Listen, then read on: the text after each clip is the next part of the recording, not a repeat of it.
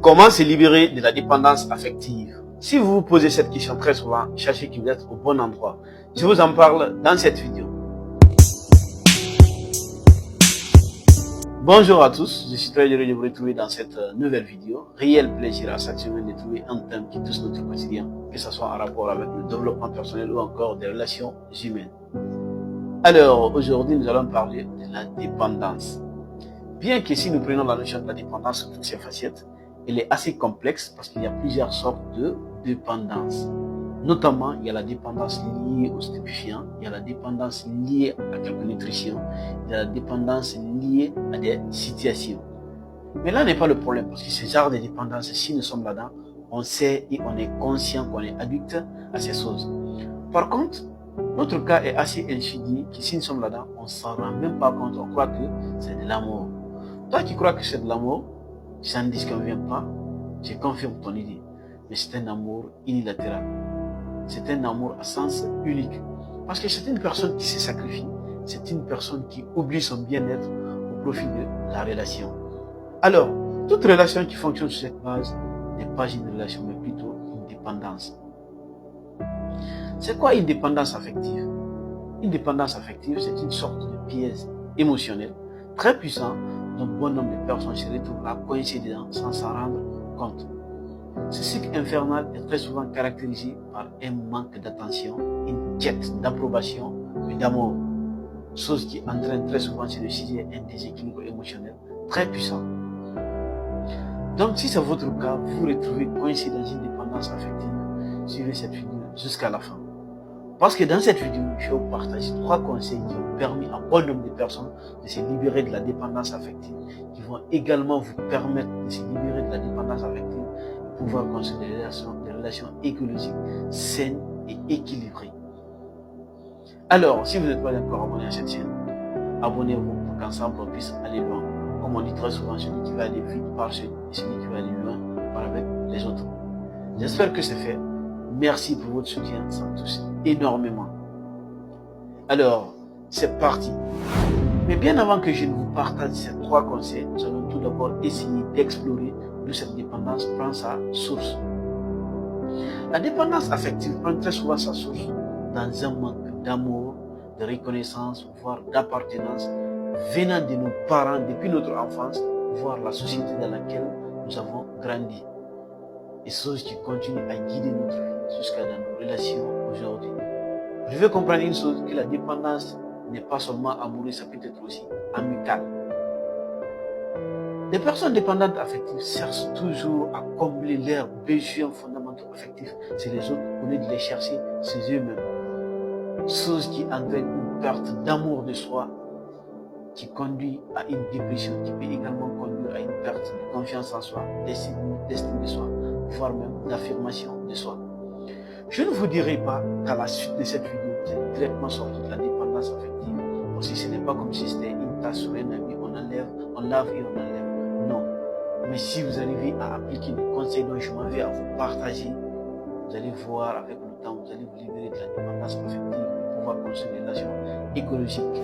Alors, le premier conseil dont je m'en vais à vous partager pour vous libérer de la dépendance affective et pouvoir construire des relations saines, c'est de prendre conscience de quels sont vos manques affectifs exacts. Connaissant quels sont vos manques affectifs exacts, vous allez ainsi essayer d'analyser à quelle fréquence, à quelle intensité se situent ces manques. Parce que d'une manière ou d'une autre, on est tous dépendants. On est quand même des humains, on est tous amoureux. Mais pour certains, leur dépendance est totale. Quelque chose qui n'est pas normal.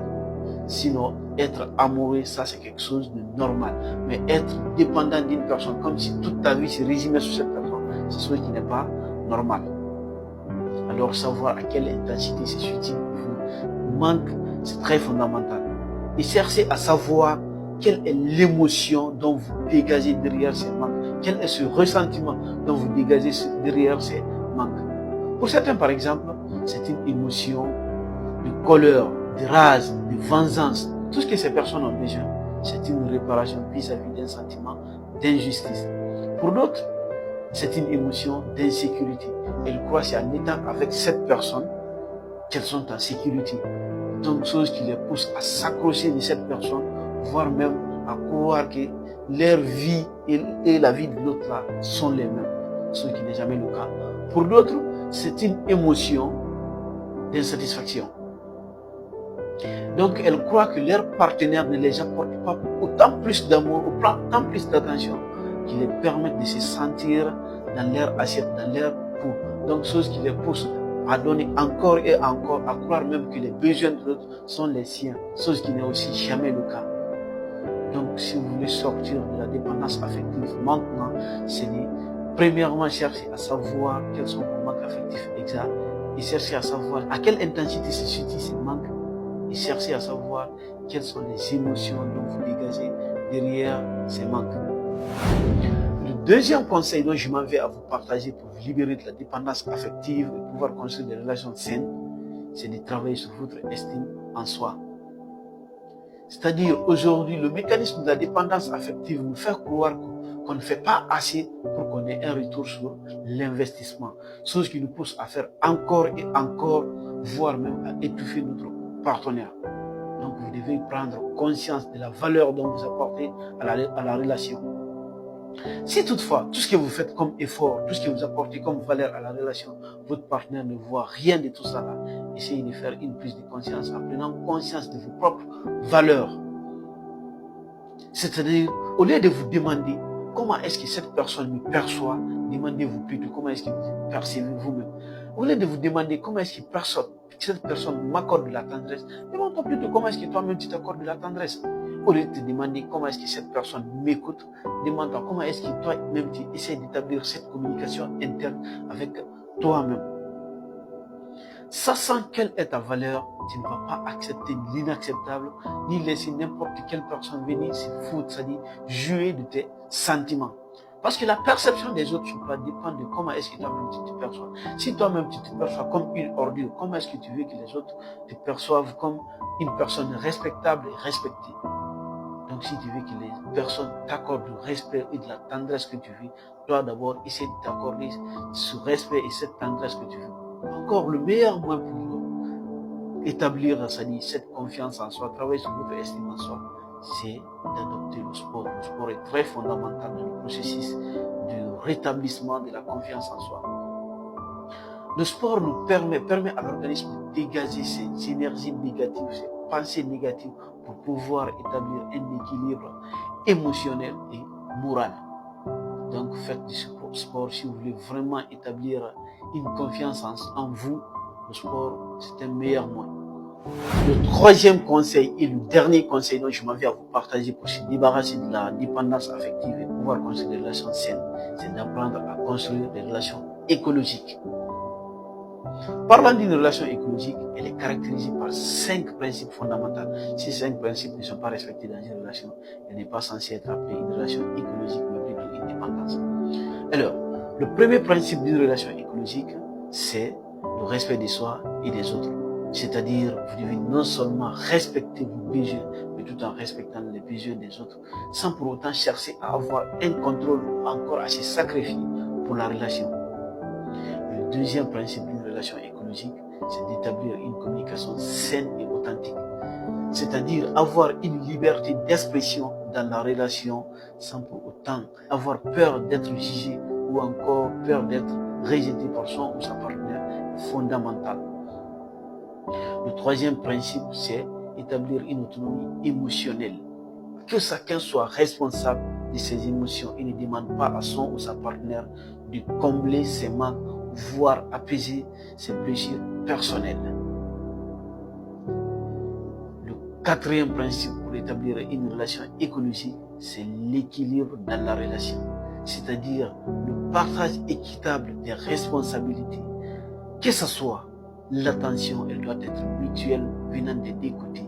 Et aussi le soutien émotionnel surtout. Le soutien n'est pas seulement financier, mais le soutien émotionnel dans une relation est fondamental. Le cinquième principe d'une relation écologique, c'est favoriser le développement de la relation, c'est-à-dire encourager le développement personnel de tout un chacun dans la relation, sans pour autant chercher à entraver les projets, les ambitions et les individualités de chacun. Vous devez comprendre qu'une relation écologique ne cherche pas à prendre tout de la relation, mais c'est nourrir la relation dans le respect de l'identité et des besoins de tout un chacun. Donc voilà en quelque sorte ces 3 conseils. Si vous arrivez à appliquer dans votre vie, avec le temps, vous allez pouvoir construire des relations écologiques saines et équilibrées. C'est tout pour cette vidéo. J'espère qu'elle vous a aidé. Si tel est le cas, n'hésitez pas à me laisser un pouce bleu, à vous abonner et à partager la vidéo. C'est toujours le moment vu pour marquer votre existence. Je vous dis à très bientôt pour une nouvelle vidéo. Merci pour votre écoute.